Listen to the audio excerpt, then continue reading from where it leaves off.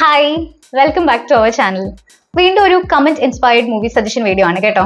നിങ്ങൾ തമ്മിലും ടൈറ്റിലും ഒക്കെ കണ്ടുപോലെ ഹോളിവുഡ് ആക്ഷൻ മൂവീസ് 2024 തന്നെ ഒത്തിരി രസകരമായ ആക്ഷൻ മൂവീസ് ഹോളിവുഡിൽ നിന്ന് തന്നെ വന്നിട്ടുണ്ടായിരുന്നല്ലോ. എല്ലാം നോക്കിയാൽ 20-ന് പുറത്ത് മികച്ച സിനിമകളുണ്ടെന്ന് പറയാം. അതിൽ നിന്നും ഏറെ പോപ്പുലർ ആയ 5 എണ്ണമാണ് ഇപ്പോൾ സെലക്ട് ചെയ്തേക്കുന്നത്. നിങ്ങൾ ലിസ്റ്റ് ചെക്ക്ഔട്ട് ചെയ്തിട്ട് ഇഷ്ടമായാൽ പറയൂ, നമുക്ക് ബാക്കിയുള്ളവ കൂടെ വരുന്ന വീഡിയോസിൽ നോക്കാം. വീഡിയോസ് ആദ്യമായിട്ട് കാണുവാണെങ്കിൽ ചാനൽ സബ്സ്ക്രൈബ് ചെയ്യാൻ കൂടി ശ്രമിക്കുമല്ലോ. നമുക്ക് വേഗം മൂവീസിലേക്ക് പോവാം. കം.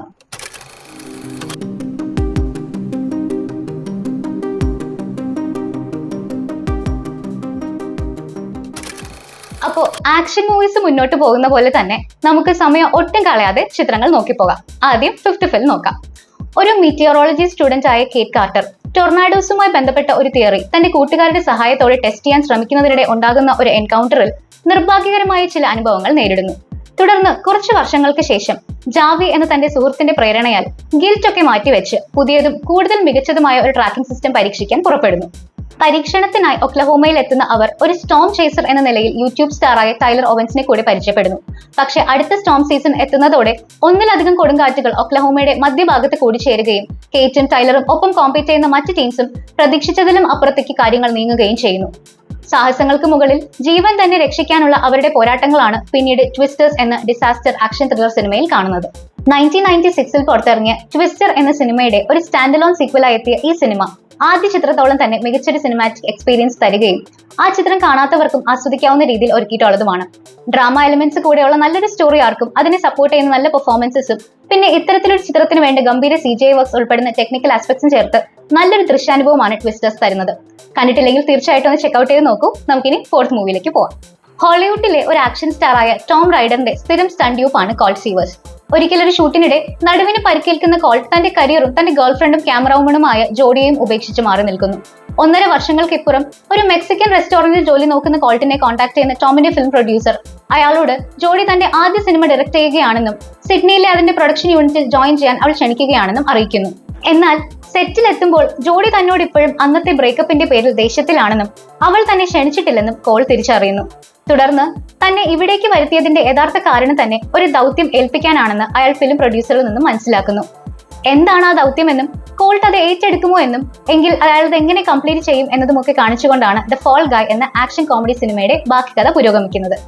1981 എത്തിയ ഇതേ പേരിലുള്ള ആക്ഷൻ അഡ്വഞ്ചർ TV സീരീസിനെ കൂടെ ബേസ് ചെയ്ത് എത്തിയിട്ടുള്ള സിനിമയിൽ എടുത്തു പറയത്തക്ക കഥാപരിസരങ്ങളോ പെർഫെക്റ്റ് ആയ റൈറ്റിംഗോ അല്ല ഉള്ളതെങ്കിലും റയൻ ഗോസ്ലിംഗ്, എമിലി ബ്ലണ്ട് എന്നിവരുടെ തകർപ്പൻ പ്രകടനങ്ങളും ഹ്യൂമർ സിറ്റുവേഷൻസും അടിപൊളി സ്റ്റൺ സീക്വൻസസും ഒക്കെയായി ഒരു ഫൺ റൈഡായി തന്നെ കാണാവുന്നതാണ്. ആക്ഷൻ മൂവീസ് ഇഷ്ടപ്പെടുന്നവർക്ക് 2024 സിനിമകളിൽ മിസ് ചെയ്യാൻ പാടില്ലാത്തൊരു ചിത്രമാണെന്ന് ഉറപ്പിച്ചു തന്നെ പറയാം. മിസ്സായിട്ടുണ്ടെങ്കിൽ കണ്ടു നോക്കുമെന്ന് പ്രതീക്ഷിക്കുന്നു. നമുക്കിനി തേർഡ് ഫിലിം നോക്കിയാലോ. ഒരു മുൻ സൈനികനായ ടെറി റിച്ച്മോണ്ട് തന്റെ കസിനെ ജാമ്യത്തിൽ എടുക്കാനും തുടർന്ന് ഒരു പിക്കപ്പ് ട്രക്ക് വാങ്ങി നല്ലൊരു ജീവിതം നയിക്കാനും ആവശ്യമായ ക്യാഷുമായി ലൂസിയാനയിലേക്ക് പോവുകയാണ്.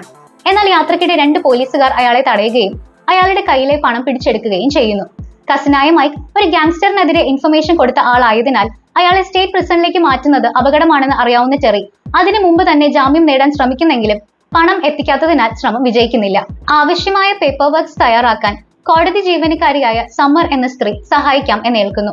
തുടർന്ന് പണം പിടിച്ചെടുത്ത പോലീസുകാരിൽ നിന്നും ജാമ്യത്തിന് ആവശ്യമായ തുകയെങ്കിലും നേടിയെടുക്കാൻ പോലീസ് മേധാവിയുമായി ഒരു ഇടപാട് നടത്താൻ ടെറി തീരുമാനിക്കുന്നു.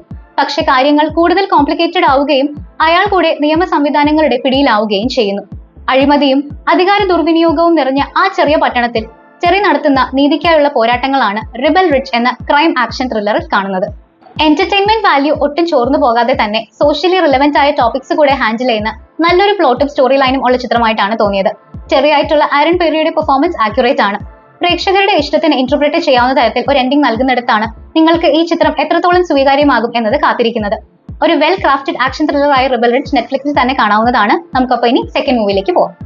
വിദൂരമല്ലാത്ത ഭാവിയിൽ US അധികാരത്തിലിരിക്കുന്ന ഫെഡറൽ ഗവൺമെന്റും സെപ്പറേറ്റിസ്റ്റ് ഗ്രൂപ്പുകളും തമ്മിൽ ആഭ്യന്തര യുദ്ധങ്ങൾ നടക്കുകയാണ്. ന്യൂയോർക്കിലെ ഒരു സൂയിസൈഡ് ബോംബിംഗിൽ നിന്നും കഷ്ടിച്ച് രക്ഷപ്പെടുന്ന വാർ ഫോട്ടോഗ്രാഫർ ലീ സ്മിത്തും ജേർണലിസ്റ്റ് ജോയലും അവരുടെ മെന്ററായ സാമിയെ മീറ്റ് ചെയ്യുകയും വിമത ശക്തികൾ ഭരണം പിടിച്ചെടുക്കുന്നതിന് മുമ്പ് വാഷിംഗ്ടണിലെത്തി അമേരിക്കൻ പ്രസിഡന്റിനെ കണ്ട് ഒരു ഇന്റർവ്യൂ എടുക്കാനുള്ള അവരുടെ പദ്ധതിയെ പറ്റി ഡിസ്കസ് ചെയ്യുകയും ചെയ്യുന്നു. തുടർന്നുള്ള സംഘർഷഭരിതവും അപകടങ്ങൾ നിറഞ്ഞതുമായ അവരുടെ യാത്രയിൽ ജെസ്സി കള്ളൻ എന്നൊരു ഫോട്ടോ ജേർണലിസ്റ്റ് കൂടെ ഭാഗമാകുന്നു. മുന്നോട്ടുള്ള ഓരോ ചുവടുവയ്പിലും അപകടങ്ങൾ പതിയിരിക്കുന്നു എന്നതിനാൽ പ്രസിഡന്റിന്റെ അടുത്തേക്ക് എത്തുക എന്നതിലുപരി ജീവൻ നഷ്ടപ്പെടാതെ നോക്കുക എന്നതുകൂടെ അവരുടെ പ്രധാന ഉത്തരവാദിത്തമായി നിൽക്കുന്നു. ഈ യാത്രയും അതിന്റെ പര്യവസാനവുമാണ് സിവിൽ വാർ എന്ന ഡിസ്റ്റോപ്പിയൻ ആക്ഷൻ ത്രില്ലർ ഫിലിമിൽ നമ്മൾ കാണുന്നത്. ഒരു ഡിസ്റ്റോപ്പിയൻ ഡ്രാമയ്ക്ക് വേണ്ട എല്ലാ ഭംഗിയും ഇന്റൻസിറ്റി നിറഞ്ഞ വിഷ്വൽസും ടെക്നിക്കൽ ആസ്പെക്ട്സും മെയിൻറ്റെയിൻ ചെയ്തിട്ടുള്ള സിനിമ പക്ഷേ ഒരു റിയലിസ്റ്റിക് ആംഗിൾ കാഴ്ചവെക്കാൻ കൂടെ അറ്റംപ്റ്റ് ചെയ്യുകയും എന്നാൽ റൈറ്റിംഗിലെ പോരായ്മകൾ കൊണ്ട് അത് വേണ്ട പോലെ വിജയിക്കാൻ പറ്റാതെ പോയതുമായിട്ടാണ് തോന്നിയത്.